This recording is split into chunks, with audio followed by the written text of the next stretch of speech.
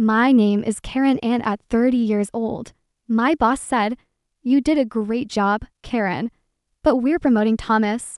I just smiled and gave them my resignation. I also sent them this link. 3 days later, they were begging me to come back, but it was too late. If you have ever felt betrayed by the people who should have been your biggest supporters, let me know where you are watching from. I walked into that meeting thinking maybe, just maybe, I wasn't invisible after all. It was Friday, the last day of the quarter. My inbox had been suspiciously quiet, and my calendar invite from Julian, the director of business strategy, was suspiciously vague touch point. That's what he called it, a touch point, as if I were a loose wire. Someone planned to poke it with a stick. So I hoped I wore my navy blazer, the one that actually fits. I even dusted off a pair of heels I hadn't touched since pre-pandemic. Office politics went digital. I'd been at the company nearly 6 years. I wasn't flashy, but I was reliable. The person who stayed late,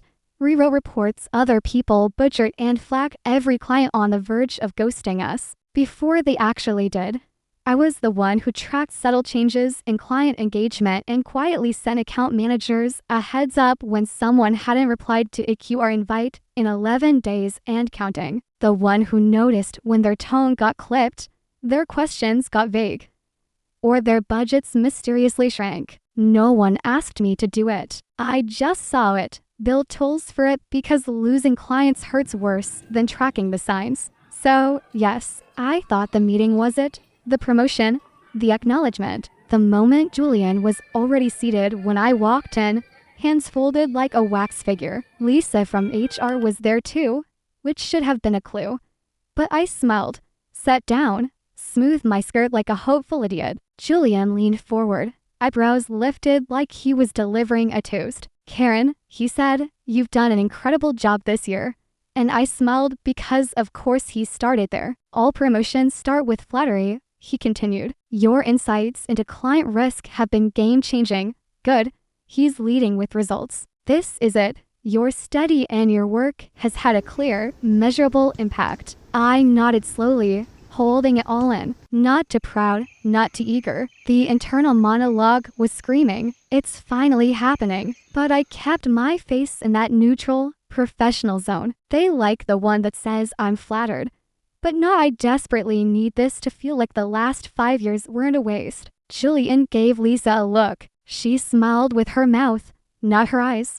And then he said it, which is why we wanted to let you know first, before the announcement goes out, that we've decided to promote Thomas to associate director. There was a pause so long it made my ears ring. I blinked. "I'm sorry, Thomas." "Yes," Julian said like it was a compliment. "We've seen real leadership potential. He has a way of energizing the room." Lisa chimed in, nodding. "People respond to him. People respond to fire alarms too. Doesn't mean you give one a promotion." Thomas is the kind of guy who makes a spreadsheet, adds emojis to the headers, and calls it an innovation. He once asked if churn meant when a client cancels or when they're just like quiet. He's late to most meetings and leaves early if he has therapy, which usually involves bottomless mimosas with his CrossFit friends. But sure, promote him. He's very visible, and apparently that's what counts. I don't remember what I said next exactly. Something gracious,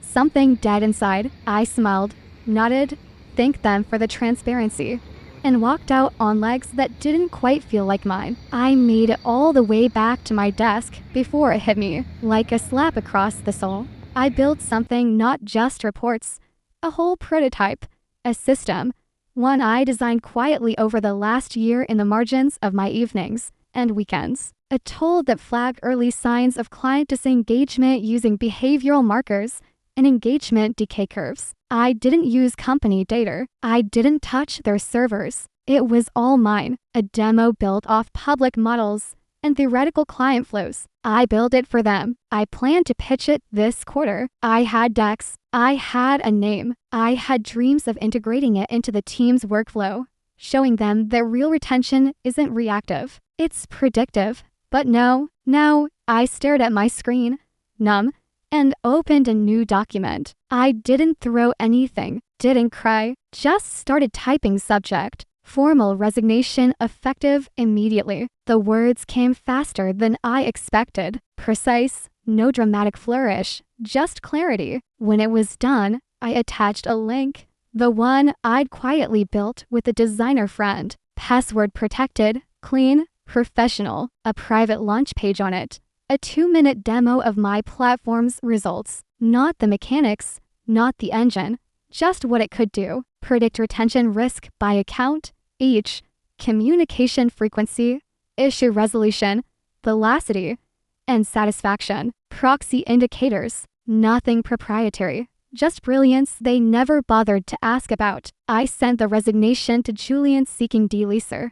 The link came in a separate message 2 minutes later. Since you're investing in leadership, you might want to see what you passed over. I logged off early, walked out of the building with no fanfare, no box of belongings, just my badge in one hand and my dignity. Finally, in the other that night, I didn't drink, didn't spiral. I ordered pad thai, changed into pajamas, and watched as my inbox lit up like a Christmas tree. Julian 5:12 p.m. saw your message. Please call me. We should discuss this. Lisa, 5:26 p.m. This came as a surprise. We'd love to schedule a conversation unknown. 6:41 p.m. Someone from a competitor. It's in the link. I didn't answer any of them. Instead, I watched my demo page hit double-digit views, then triple. Then the first call came from someone I'd met once at a tech mixer, someone who actually listened when I spoke about early turn signals and predictive data modeling. And that was when I knew I didn't just walk away. I walked towards something. By the next morning, my resignation email had more views than a cat in a cardboard box. Someone had forwarded the link. Not surprising. My old company runs on passive-aggressive reply, all energy. And did you see this? Slack messages sent 12 seconds after someone breathes. Wrong. I picture a silent wave rolling through the open plan floor, everyone minimizing dashboards to click the demo. I could almost hear the sharp intakes of breath as it looked real if it was real. Because even though I hadn't given away how it worked, I'd shown them just enough to realize they had no idea what they've been sitting on. The polished charts, the clean the projected retention impact, the before and after snapshots using public client simulations. Of course, nothing proprietary. I wasn't dumb. I'd spent 6 months making sure it couldn't be traced back to anything that would make legal twitch. Just impact, just results, just enough to say, you could have had this. I spent that morning sipping coffee in a hoodie while they quietly freaked out. At 9:00 a.m., I got a message from Daniel, one of the few product managers I actually liked. He said, "Did you seriously build that yourself?" I replied, "Not during work hours." He wrote back a single word. Dim, felt good, not smug, not vindictive, just correct. The emails kept coming. June, RSVP of strategy, who once told me I should soften the language in my performance review because that made me sound a little intense. Now, he wanted to talk about next steps and aligning visions. Meanwhile, the industry was doing what the industry does. Sniffing blood at 1100 a.m. I got a message from a woman named Nila at a firm I'd never heard of. One of those high-growth agencies with a name that sounded like a skincare brand. Turns out they'd seen my demo. Nila asked if I'd be open to coffee and a conversation. I was, but I was also cautious. I just entangled myself from a place that praised me in private and passed me over in public. I wasn't about to hand this idea to another room full of smiling sharks. So I did what I never used to do. I asked for more. I sent Niller a one-line reply. If we talk, I'd need to know upfront. This isn't just about hiring me. I'm looking for equity, autonomy, and platform ownership. She responded, "You're not the product. Karen, your system is we want to back it." I stared at that message for a long time. Because here's the truth. I didn't build that prototype just to prove I could. I built it because I was tired. Tired of watching companies hemorrhage clients and blame it on morale. Tired of hearing, "We'll cross the bridge when we come to it," as if the bridge wasn't actively on fire. I built it because I saw the patterns before or anyone else did. Because no one ever listened until it was too late. Because I wanted something that listened back. And now someone wanted to help me make it real. Back at my old company, things were getting awkward. Daniel texted again. "Thomas is struggling." I bet he was. Thomas couldn't forecast turn if it printed itself on his iced coffee lid. I pictured him pacing in his new office, blinking at a report he didn't know how to interpret, calling meetings he wasn't prepared for, saying things like, "Let's circle back on that to stall for time." Almost felt bad almost. At 2:03 p.m., Julian finally called, not emailed. Called, I didn't answer. He followed up with a long tortured message about recalibrating internal strategy and how they were reconsidering how to best leverage my capabilities. Nice try, Julian. You don't get to promote a frat, bro, for lighting up the room and then walk it back once you realize the room's on fire. So, I let the message sit. I wanted to believe it was a coincidence, that I was jumping to conclusions, that there was some other explanation. But I knew better, and I hadn't even told anyone yet. Not Grandpa, not my friends, not even myself out loud. It was December 23rd. I was supposed to leave for Christmas Eve dinner. In the morning, I'd already wrapped the presents, one for each of them, including a soft toy for Noah's baby that I'd ordered months ago. Back when I still believed I was part of this family. I looked at the box sitting by the door and wondered if I'd still go, because part of me, the part that had always kept showing up, still wanted to believe I was wrong, that maybe this time I'd walk into a house where I wouldn't have to earn my place, that maybe they'd finally see me. By the time I showed up for Christmas, I hadn't seen any proof, not the receipts, not the emails, not the confirmation that my brother had taken something from me and sold it like it was his to give. But I'd asked our company lawyer to look into it quietly just in case. Turns out, just in case was about to blow up my entire holiday. What I didn't know that morning, gift bags clutched in my hands, snow slushing out the back of my boots, was that our lawyer had already reached out to the competitor. Just a polite legal heads up, nothing nuclear yet.